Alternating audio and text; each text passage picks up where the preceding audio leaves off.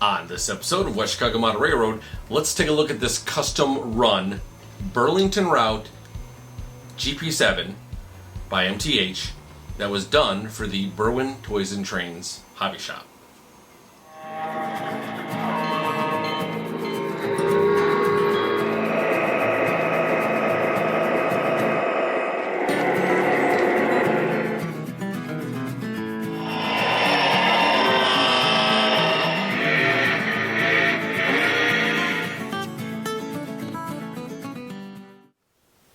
Hey folks, Matt here. Welcome back to this channel. Now, before we get started on the review here of this really awesome looking GP7, I did want to point out a few things. Now, you probably haven't seen me post a video in a while, and I do have a very good reason.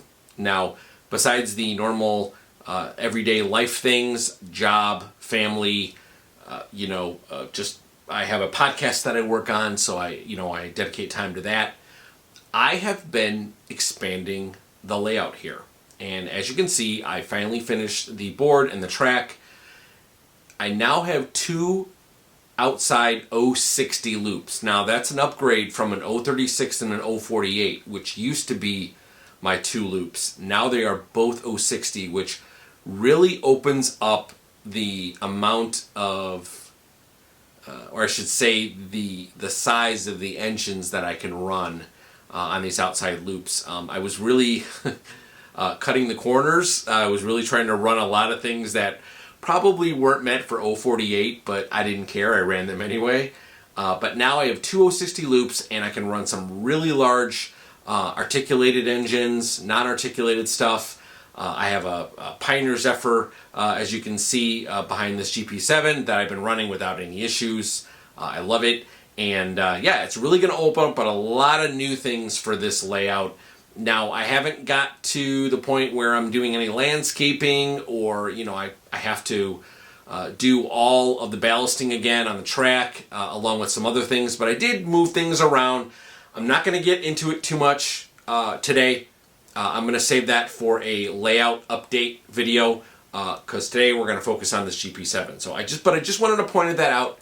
Just wanted to point out where I was and what I was doing. I didn't want people to think that I abandoned the channel at all, or hey, where the heck is Matt at? Like, he hasn't been posting any videos. Well, that's the reason, and it was for a good reason too, because when the layout is larger, the curves are bigger, I can give you better content because now I'm running bigger trains. Even the trains I used to run look so much better going around these big curves. So with that said, stay tuned here and we'll get right into this GP7 review. Alright, so let's get right into the review here. So this was a custom run GP7 that was done for the Berwyn Toys and Trains hobby shop. This is road number 267. They also did another one, which was road number 250. This is part of MTH's Premier line, and also this particular color scheme, as far as I know, has never been done before by either MTH or Lionel. They've done it in other types of engines, some switchers, and the likes to that. But as far as a GP7 goes, this is the first time this scheme has been done, and it is absolutely fantastic looking, especially on these GP7s. I'm a huge fan of Jeeps. As you know, I do have quite a number of them. And this is no exception to just how awesome they look. They kind of have that tough guy look to them. They're primarily used for switching, although they are a general purpose engine. They did primarily switching back in the day. Now, as far as Burlington owning these, they did initially order 68 of these, and they are numbered from 200 to 267. So as you can see, this was number 267, so this is the last number GP7 that Burlington had.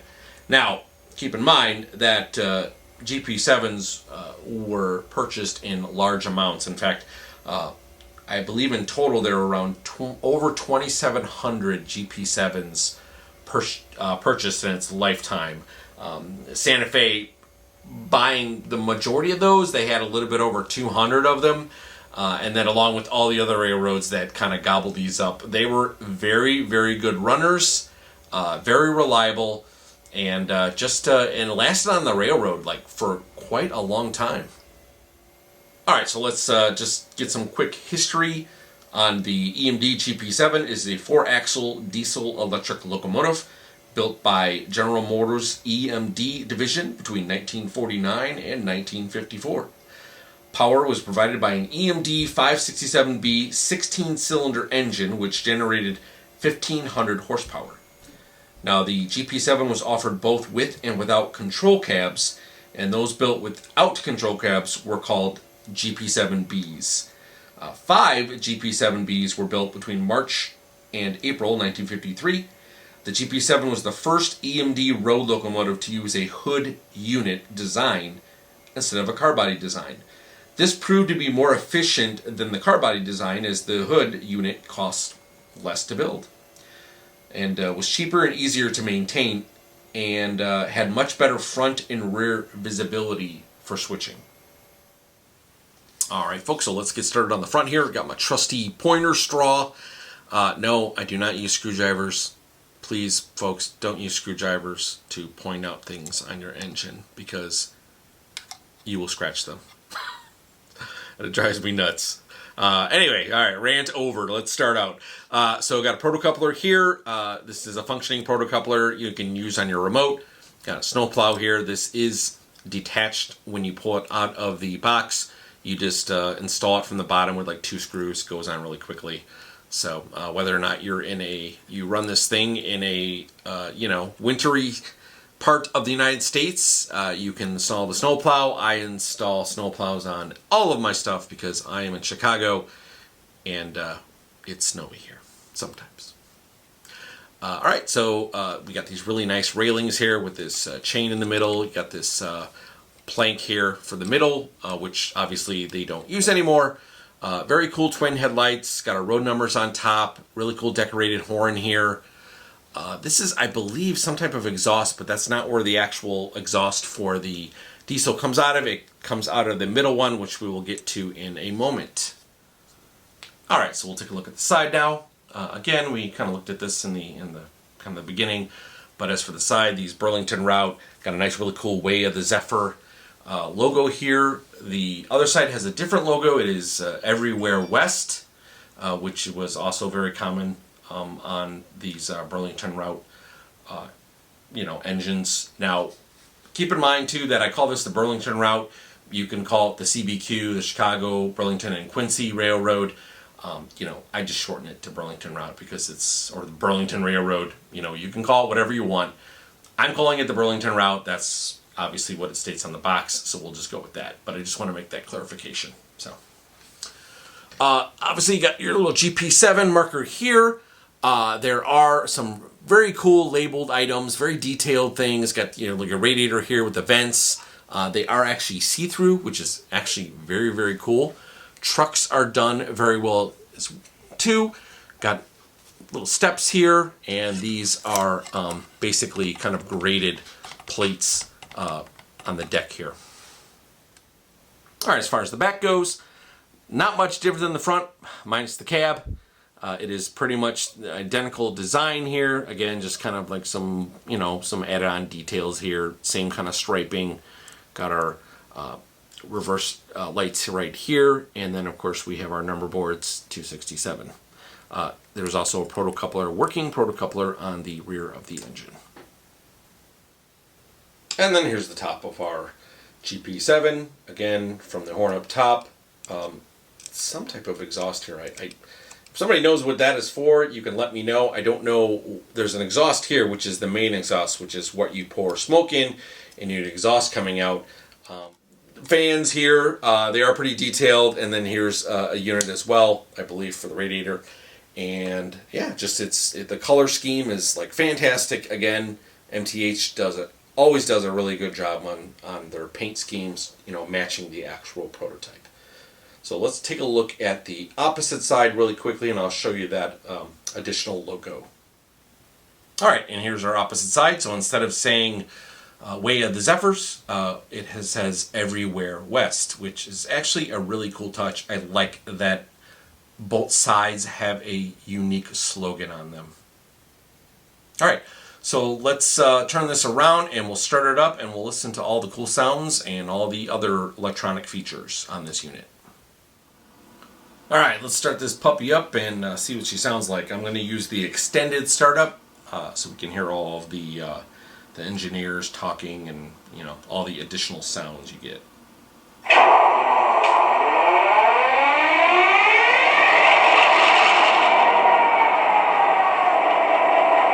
Is she ready to go? Compressor checks out A-OK. Fuel is topped off. Make sure the sand bins are topped off. All right, I'll check that out. Sand bins are topped off. Yep, she's in good shape. Thanks.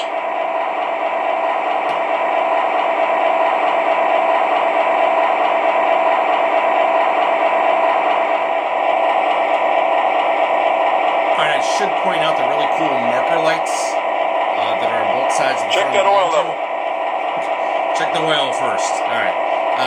That was just an idle sound here. So the marker lights are in the front here, and there's also two marker lights in the back as well, which are pretty cool, and I believe they change color based on the direction of the locomotive. Alright, so let's take a listen to the bell.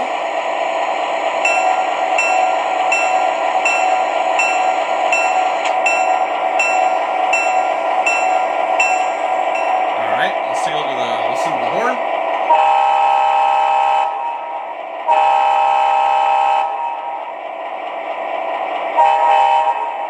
Forward signal. It's a reverse signal, and let's listen to the crossing signal here.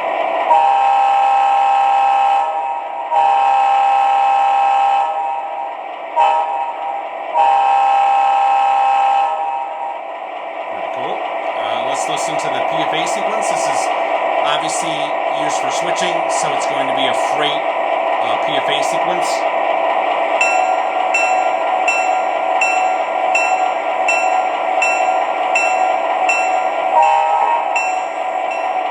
Tower, this is local freight holding on track 2. Local freight, this is dispatcher. Guys, hold it there for a minute. Copy that, Tower. Awaiting instructions. Over.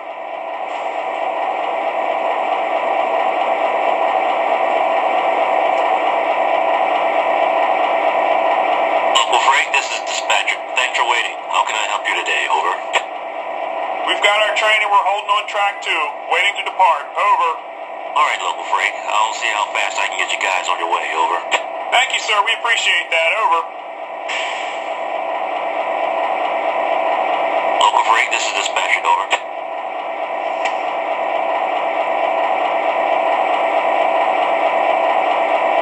This is local freight. Go ahead, dispatch. Over. I'm going to clear you for track 1 heading south. Are you guys ready? Over. We're ready and waiting. Over. Watch for your signal. Over. Thank you, dispatch. We've got our proceed signal heading south. Copy that, local freight. You have the proceed signal and you're heading south. Have a safe day. Out.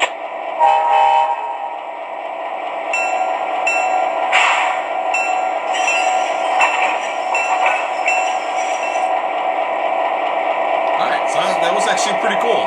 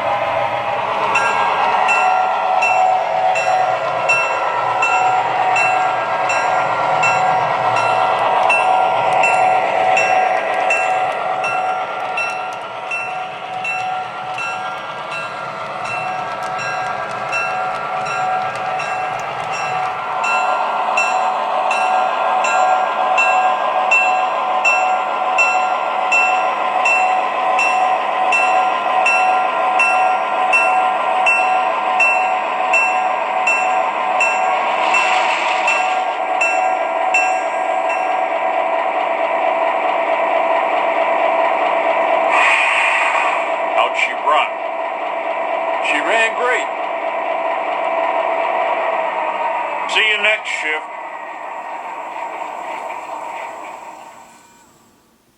All right, folks. Well, as the MTH engineer stated, it ran great, and I didn't, like I said, I didn't have any problems with it. It's a smooth runner. It has very, very slow running speeds, even by MTH standards. I can run it at speed step 2, and it just crawls around the layout really nicely, like a switcher alt 2. Smoke is very nice. The sounds on it, whatever sound package and speaker they use here, probably one of the best I've heard.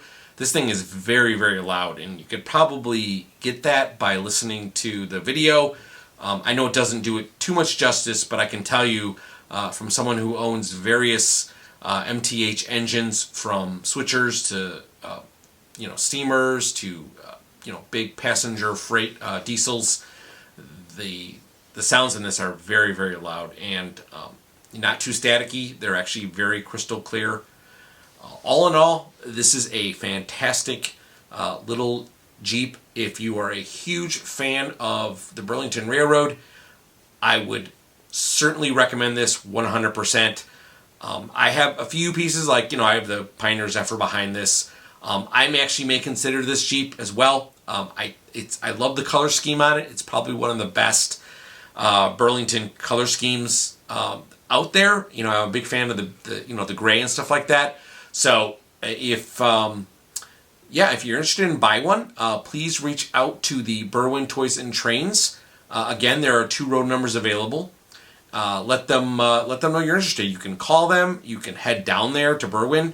Talk. They're a fantastic group of guys. Always willing to help you out, answer any questions you have. And of course, if you guys have any questions for me, please let me know in the comments. Would really appreciate a like, and if you could subscribe, would really like that. It's free. Doesn't cost you any money, but it does help out the channel. Lets me know you're watching. And this layout is almost done. Like I said, I have some landscaping and some ballasting to do, but after that, this thing is going to be fantastic. My videos are going to be much better with these great big curves that I have going now. So again, folks, everyone, thanks for watching, and stay tuned for more great stuff from the West Chicago Model Railroad.